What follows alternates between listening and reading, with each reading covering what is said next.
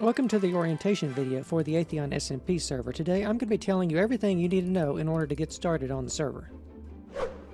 So the first thing you need to know is that where I'm standing right here, this is 00, right in the middle of our spawn city. It's called Palindar. It's done, of course, the Greco-Roman theme, as you can see here. The next thing you will need to do is collect your starting shulker boxes. You will have 2 empty shulkers and 1 with the care package of various materials to help you get started on the server.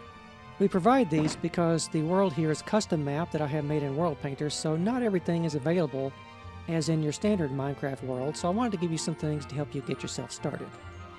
So looking around the plaza here at the spawn point, you will find a number of buildings around you here, and you may not be sure which one to go to first. May I suggest we go to the one behind me here, which is of course our post office. Because what you need to do is to mark yourself down a post office box. And as you can see here, got a sign over it. And in here we have, everyone has their own little post office box. You can see here, here's mine. No mail today. But you want to mark yourself down on a sign, just whichever box you want that is unclaimed. Do feel free to choose.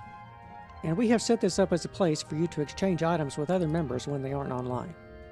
If you are on the Java server, you may need to have a moderator assist you with the task, because we do have spawn protections in place in the city. But on Bedrock, you should be good to go. From here, let's take a quick tour around the Acropolis. So the next building we want to take a look at over here is, of course, the Atheon Senate House. Of course, it's marked that way with the banners here. You may remember this from the Roman Senate tutorial, of course. And in here as well, we have effigies and armor stands of our various members, all sitting around here as well. On the back, you will need to also, at some point, make a banner for yourself to be your insignia that we can hang up inside the Senate building, like so. And sitting up here on the throne chairs, we have our 2 consuls. They are elected every 2 months. They can serve 2 terms, and then they have to step down for 1 term before they can run again.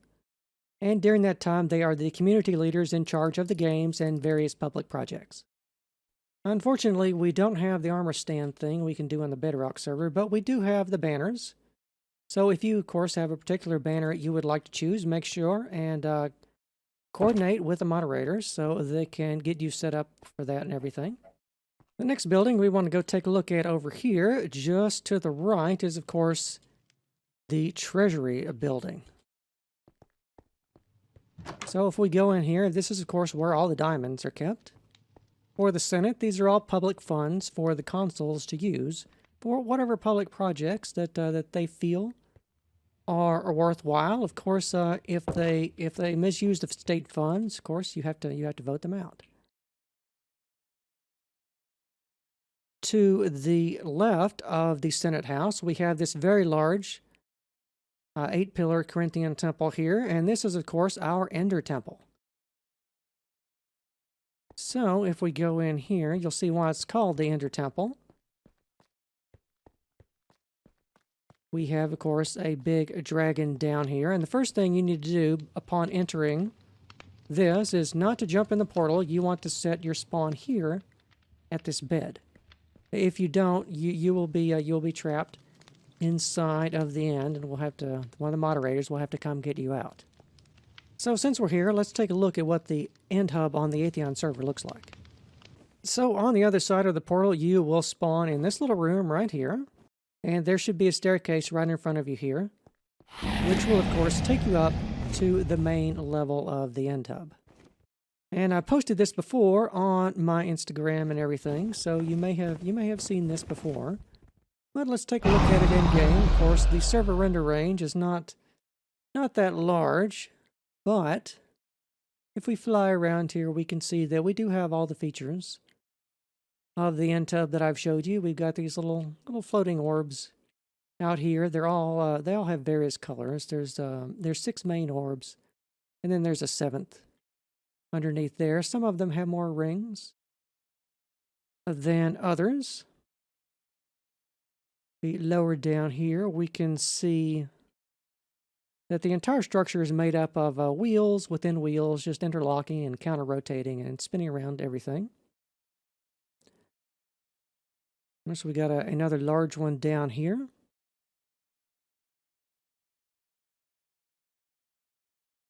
And then various platforms for you to do whatever you need to do. Of course, if any point, if you do mistakenly look at an Enderman, if you run to one of the edges, you will find I have designed 2-block tall sections around here on all the edges of the rings to keep you nice and safe. Up here, we do have the various end orbs that are spawned out here for you to get to the different places. And in the middle here, we have a random ender dragon flying around. I'm really not sure. Oh, that's fun. We'll just we'll see that be. So upon returning, you of course did click on the bed, so you should return here or to wherever your bed was in the overworld. And upon exiting the temple, the first thing you will see out here is, of course, the Spartan Death Pit. Of course, you want to make extra sure that you do not knock yourself into the Spartan Death Pit, because as you can see, it goes all the way down to the bottom, and then there is no escape. And unfortunately, if you break any of the rules of the server, it's the Death Pit for you. So make sure that you continue to be excellent to everyone, and don't hack and things like that, and you won't end up down there. So looking around the spawn plaza a little more, we can see we have another building over here, a Greek Doric temple, which we want to go inside of right now because this is our map room. Because as we go here, we can see the entirety of the custom Atheon continent right there in the middle, that square. And around it, we have some of the natural generation. This is to help you figure out where you might need to go to collect your raw materials. Because, as I've said, the reason we give you the shulkers is because all the normal materials you might get in Minecraft aren't necessarily available right around here. But in the middle, if you look real close, which we'll look at later, we have some ships in the harbor here, which have teleports that take you to locations down here, here, and here, and, and here, there, and there on the map. Those 6 locations. There's also 2 more down here. A hot air balloon goes down there, and an airship goes right up there.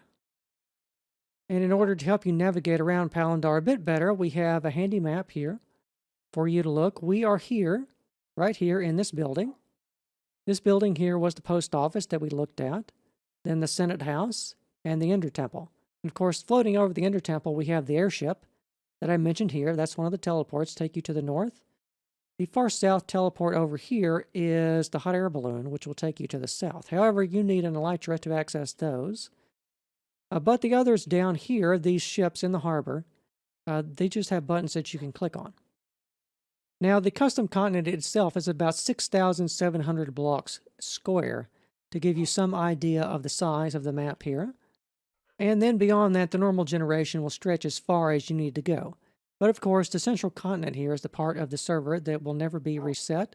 We may add additional custom maps off to the left or the right, though, in the future. But here, somewhere, should be the area for a land that you have claimed. So from the city, you can use the ships to get out to collect your materials and bring them back to the city, and then travel to your lands. Of course, if you have some land on the edge, you may find it more convenient just to go straight back and forth from there. All right, moving right along. If we go outside the map room, to our left over here is, of course, the very large Roman Coliseum. And of course, down here is where we have the weekend games and various special events on the server. Sometimes they're gladiatorial battles, sometimes we fight a bunch of mobs, or do whatever else that the consuls can think of to do. Because as you can see right back there, that is where the consuls sit to preside over the games and everything. And moving on from the Coliseum, if we go back to the main square, we will of course see the Roman Cathedral here in the very heart of the server and the city. So if we go in there for a moment, this will take us over to our next destination, which is of course going to be the docks. Still one of my favorite buildings that I've ever made. Leaving that, though, on the other side of the cathedral over here, we of course have a nice equestrian statue. And some gardens here with some enchanted purple trees for you to relax under. Over here, though, you can see that we have 6 Roman triremes sitting in the harbor. And they all, if you will notice carefully, they have various color-coded sails. Of course, we have the blue one here, an orange one there, a red one over there. And these correspond to the areas I showed you on the map. So if we will board one of the ships here through one of the gangway planks, like so, and head aft of the ship to the stern, back here you will see a button, and this will teleport you to a corresponding trireme. Of course, the sails are up on this one because it is at sea, as you can see here. And off the starboard bow over here, of course, we have one of the biomes for the natural generation. Over here, as you can see, this is the ice biome. And some of our members have constructed a little house, and there's a Nether Portal over there, and various things that you may find. So if we go back and click on the button again, this will of course take you back to Palandar. But if that wasn't the biome that you really wanted, you say maybe you want a bit of forest or something. Let's go over here to the brown ship and click on the button here. And over here off the starboard bow, of course, we have, well, it used to be a forest, but now I believe this is where Gabby has been building his village over here. Quite good stuff. But if we will board the ship again and go back to the city, we can continue the tour. So, after you've got some materials, you may want to pick out an insula in the city. And of course, an insula is one of these large buildings here. There's an insula here, and there, and over there, and there. So if we go and take a look at one of these, I think, whose is, okay. This is Ramon's insula. I don't think he's done a lot in here yet, though. This is good. It'll show us a good example. So we have a number of various sized insulas, and these are just empty shells. What I've done here is I've completed the exterior for you for the rest of the city, but the interior is all blank, ready for you to build another base in, or just a shop, or whatever you want to put in your insula. Most people will put a shop in here, but as you can see, there's a whole bunch more space in here for you to put just whatever you want to inside your Roman skyscraper. Of course, if you don't want a really big one, there are a number of sizes still left to be chosen from. There are larger ones, like these, but there are also smaller ones, like those down here. We do also have a theater in this particular section of the neighborhood. And inside the city, we have many such insulas left for you to choose from. Over here, we have the Atheon Museum. Let's take a look at that real quick. And this is where we are going to be putting various things, various notable things that have happened in the server. So far, we only have the Bamboo of Doom sitting in here at the moment. But over time, we will place various other things to mark the history of the server. Of course, we have a bathhouse here if you need to relax and take a little swim. Over here, we do have the mausoleum. And in here, this is going to be one of the places that you can use to get down into the catacombs. So if we go into spectator mode for a moment, this is the best way to show you the catacombs. So underneath the city, you can see we have a lot of various winding passages. And these are called, of course, the catacombs. So if you come down here, it's very easy to get lost because they all kind of look the same. You can either boat around here or walk around the margins. There are various things down here, though. As you can see here, we do have a number of mob grinders because we had to do custom terrain and everything. We couldn't have standard spawners like normal. They are all down there in the deep slate layer, but there weren't any normal ones. So I have included a number of spawners underneath the city. We have witches and creepers and zombies and skeletons. And all the usual types of mob spawners that you would want to have down here. The only challenge with these, of course, is to find the spawner and then find your way out of the catacombs. Because as you can see here, we do have a number of hidden entrances and exits. You can see here. I'll just fly around over these. But we do have a number of small passageways and also a number of very large rooms here. Of course, this one is just directly underneath the cathedral. And I will leave it to you to find all the hidden entrances and exits to the catacombs yourself. Because the next thing we want to do is go acquaint ourselves with the market tower. So, from the main square, if we go through this arch here and down this road here with the cathedral, on our right, down to this here, we can see that if we go in here underneath the columns and everything, we do have a market space. And this is called the market tower because if you don't want to build a shop in your insula, you can pick one of these small shops here and set up one yourself. Of course, we have a number of vacancies in the shop still, so there's plenty to choose from. Let's take a look at my shop for a moment here. I call it Block World because I just sell general blocks for everything, so I don't charge very much for this stuff because it's mostly stuff I have left over from mining and everything. So I like to provide good deals for the server members, at least on Java. The next building I want to acquaint you with is directly over from the market tower, across the harbor. If we head to the lighthouse here and go along the street at the back, to the far corner of the city over here, we have a very small building. And of course, this building is the villager orphanage. And the reason we have villagers available here is because out in the custom generation, there aren't any villages out there for you to explore. So if you need 2 villagers or however many to get yourself started, you can get them from here. And then from there, you can take them very slowly down the back roads here and then drop them off in the harbor here.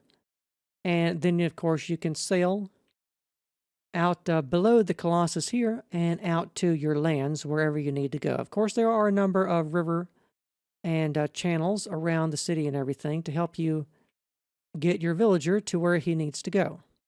Now, the next thing you need to know is how to navigate around the map. I've already explained the ships in the harbor below, but to get to and back from the capital, there are a number of options that you can use in addition to that. One of the ways is, of course, to use a standard Nether Portal, and I will show you where the Nether Hub is here. So if we go back to the main square on the other side of the cathedral here, and to the main gate over here with the hoplite standing on top of it, down through this arch here, we of course have the main Nether Portal for the capital city. So if we go through this here, that will immediately take us to the Atheon Nether Hub, which of course, as you can see, is the Pantheon.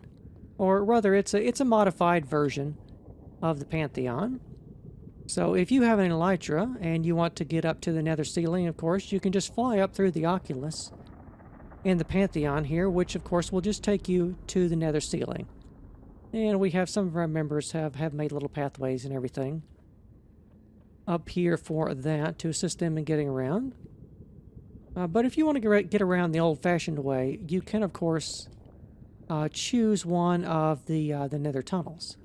So if you go out any of the 4 doorways here, this will take you from the Nether Hub out to the rest of the Nether, which is just right here. Like so, on the other side of the hub. And from here, you can bridge out or make a tunnel to wherever you need to go. In fact, let's go down my nether tunnel here. And I will show you how that works. Of course, it's not a very long trip to get out to my base, as you can see here. So if we go through the portal here, we will, of course, emerge at my base. And we're here because I want to show you the other way that you can use to get around the server, and that is when you have acquired a stack of 64 individual diamonds. You may purchase from the Senate one of two teleports, and my button is right here. And as you can see, this will take you back to Palindar.